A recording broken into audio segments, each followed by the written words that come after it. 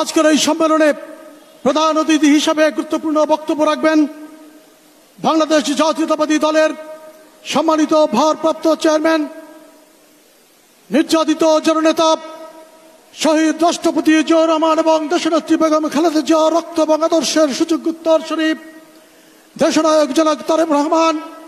আজকের এই সম্মেলনে বিশেষ অতিথি হিসেবে উপস্থিত রয়েছেন পটুয়াখালী জেলা বিএনপির সাবেক সভাপতি, পটুয়াখালীর অভিভাবক, আমাদের সকলের মুরব্বী, বাংলাদেশ জাতীয়তাবাদী দলের সম্মানিত ভাইস চেয়ারম্যান, সাবেক মন্ত্রী, সাবেক সংসদ সদস্য, আমাদের সকলের প্রিয় জনাব air vice marshal Altaf Hossain Chowdhury উপস্থিত রয়েছেন।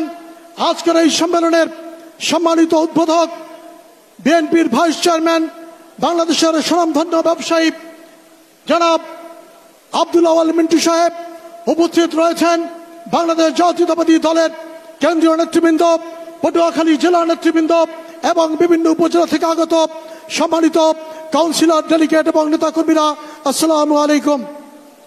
সম্মানিত বন্ধুরা, বক্তব্যের শুরুতেই শহীদ রাষ্ট্রপতি জিয়াউর রহমান সহ সকল শহীদের বিদায়ী আত্মার প্রতি শ্রদ্ধা নিবেদন করছি।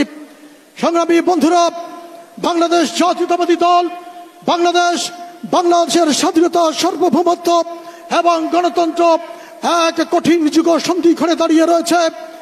এই সন্ধিক্ষণে বাংলাদেশের ভাগ্য, বাংলাদেশের স্বাধীনতা, সার্বভৌমত্ব এবং গণতন্ত্রের ভবিষ্যৎ এবং বাংলাদেশের স্বাধীনতা এবং সার্বভৌমত্বের রক্ষা কবচ বাংলাদেশ জাতীয়তাবাদী দলের ভবিষ্যৎ একই বিন্দুতে মিলিত রয়েছে।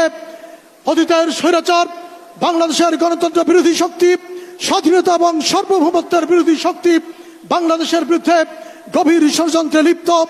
এই ষড়যন্ত্র থেকে বাংলাদেশি জাতীয়তাবাদকে, দেশপ্রেমকে, গণতন্ত্রকে এবং গণতান্ত্রিক সরকার প্রতিষ্ঠা করতে হলে বাংলাদেশ জাতীয়তাবাদী দলের প্রত্যেকটি নেতাকর্মীকে সজাগ এবং সচেতন থাকতে হবে।